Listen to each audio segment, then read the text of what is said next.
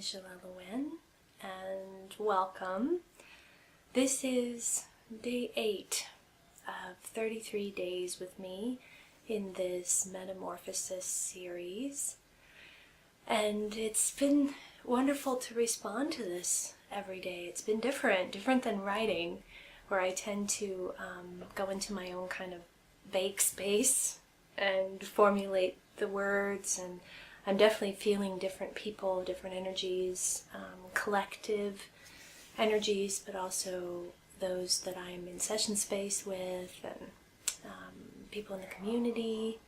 So this video process seems to be similar, and then I'm feeling these energies, and yet it's more personal, and then sharing in this form of a video is different. So thank you for joining me, whichever ones that you have watched or taken in.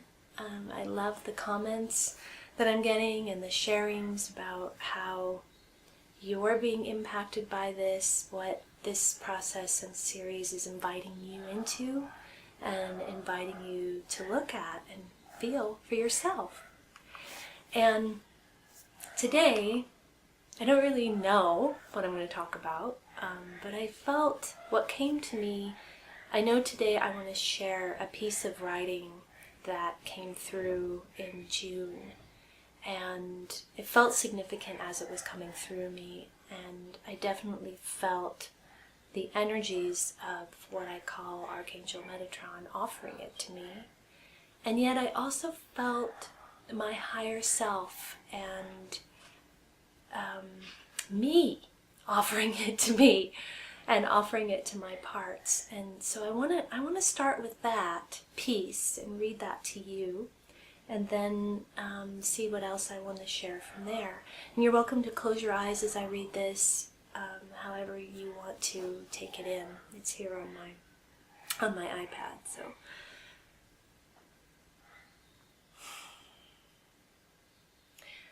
I wish you could see yourself as I do.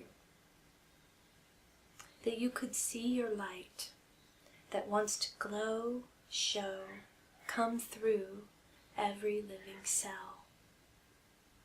A star in human form, walking around starshine beaming, and stardust stuff in your every molecule of DNA.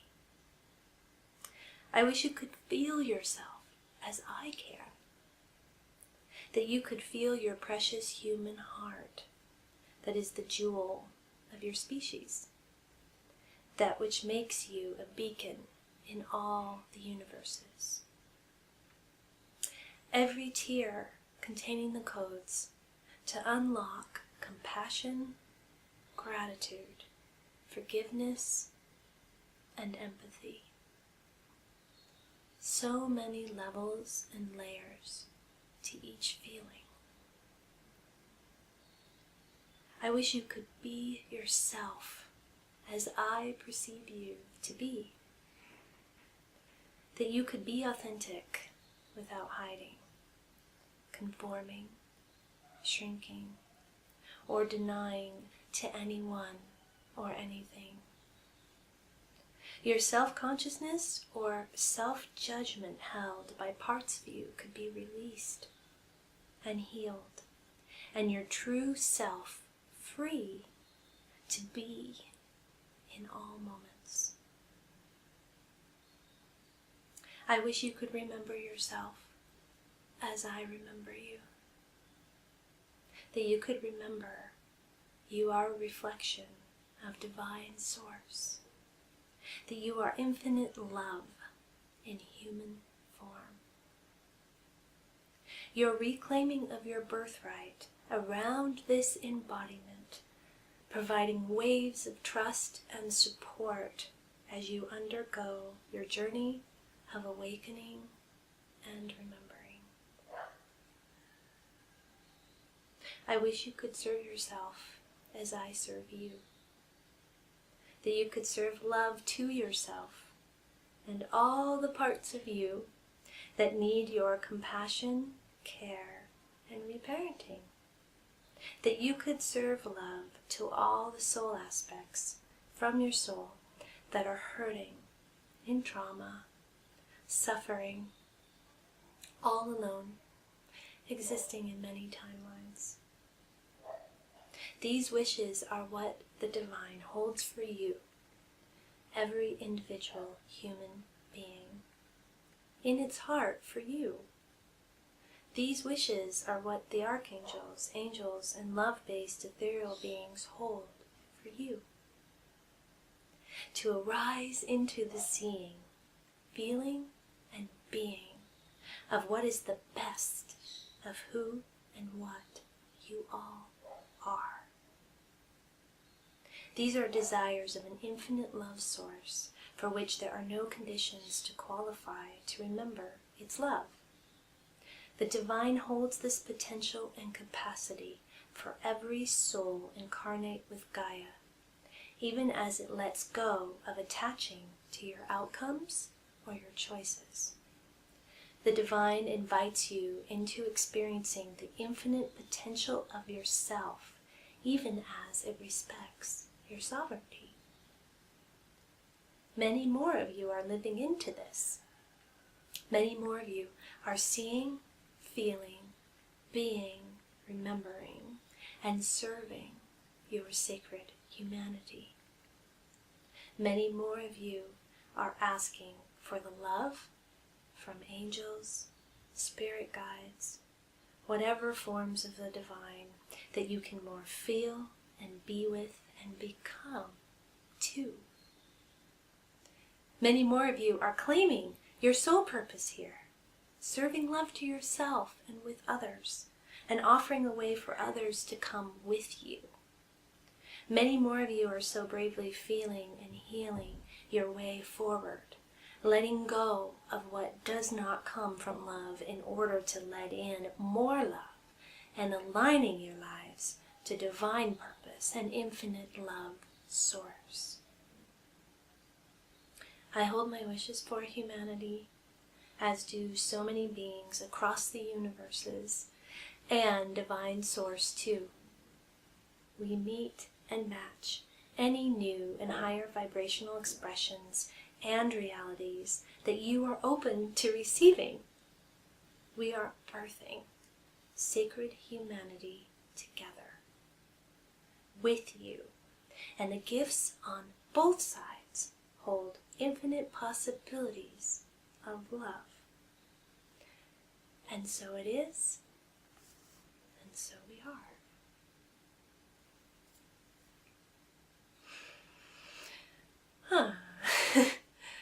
It's a good message to take in right now.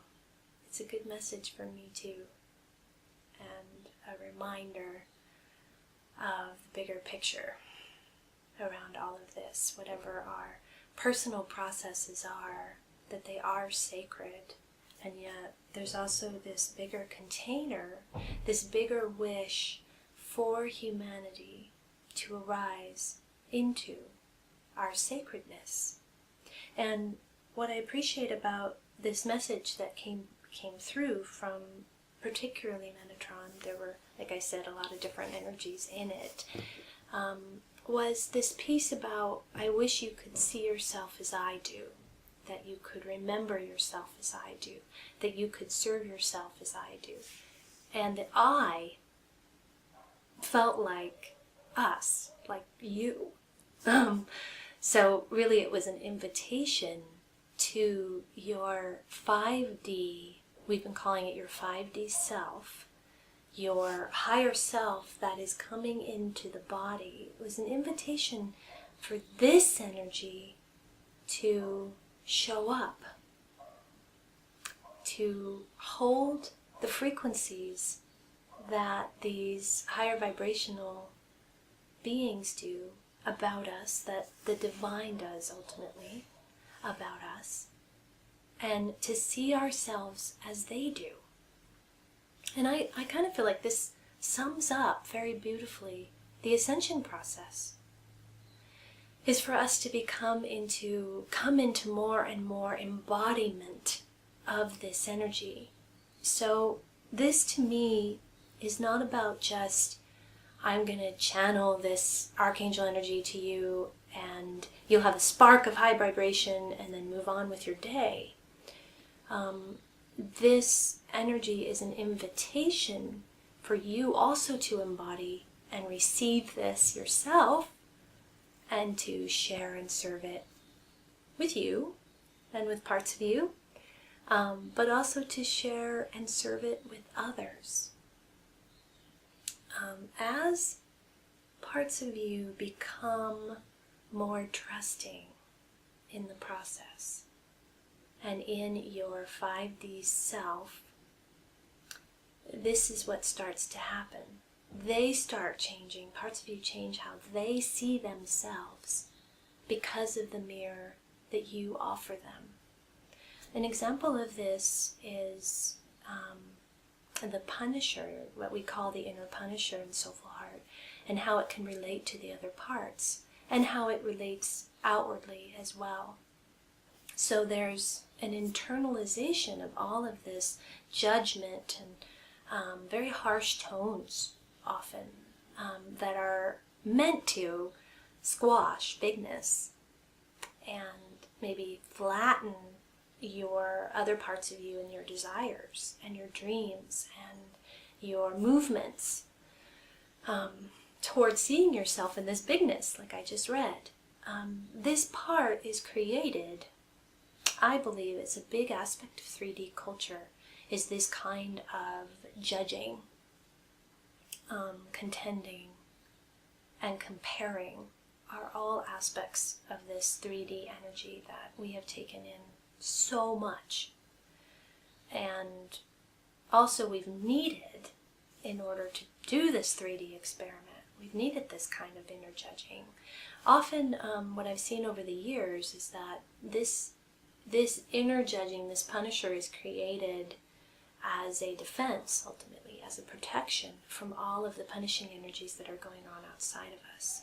And then it's internalized. What I've heard over the years is, I want to put you down first before someone else can.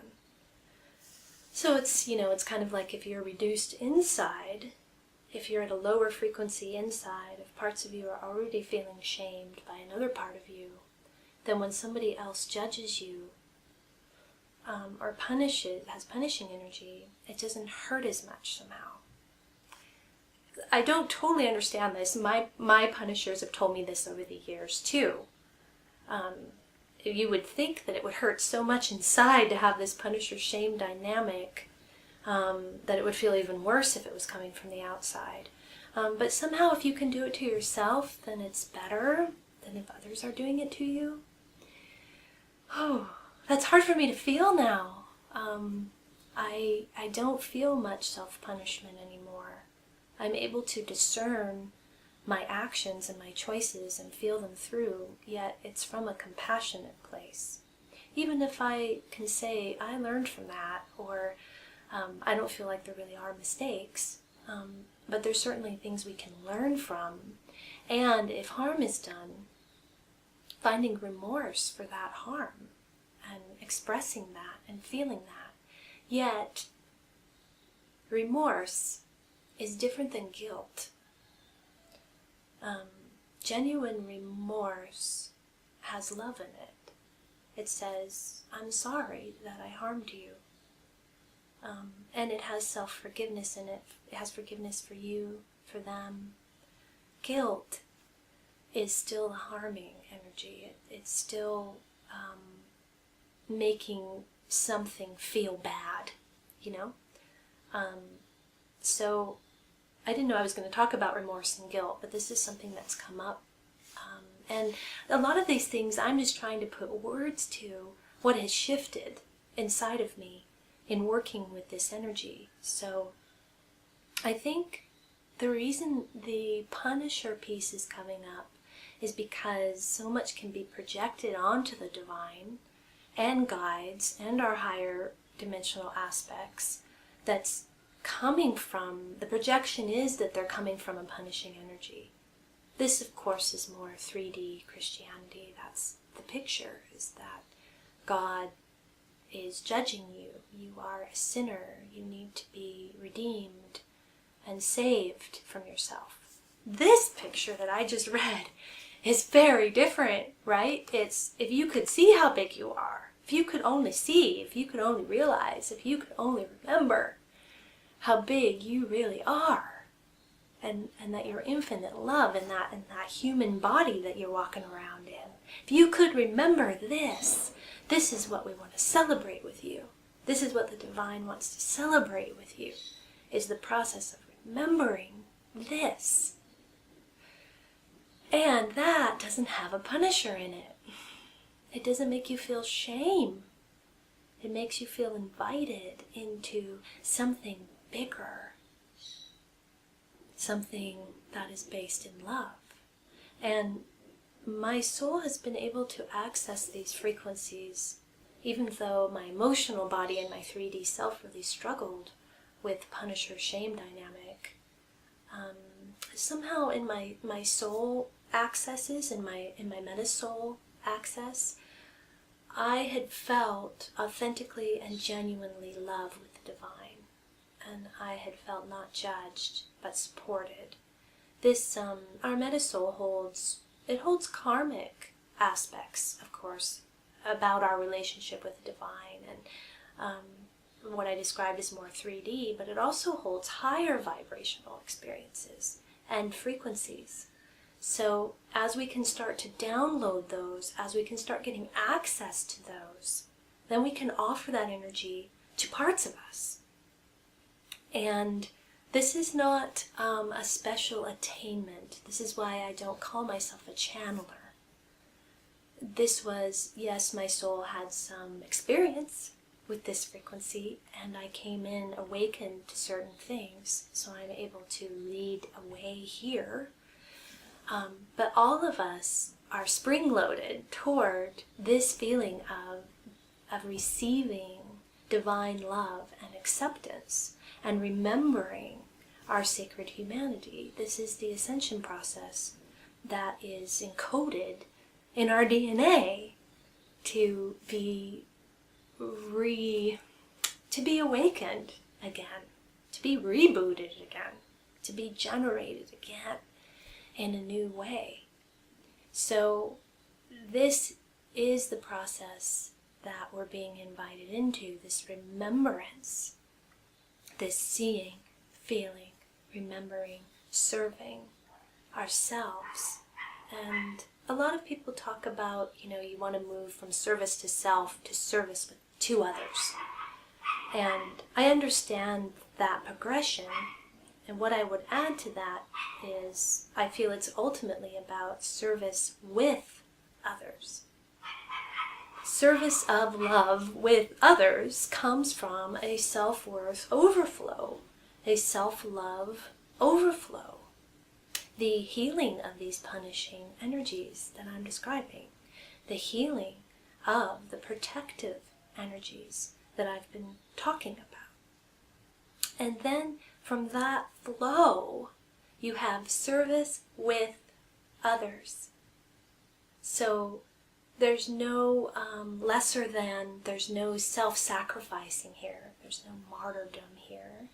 It's an overflow, and you just want to serve, and in fact, you need to serve. Because as you're serving, you get to see you, right? The reason we get these gifts, by the way, these divine downloads, the ultimate reason is for the service of us, so that we can serve with others.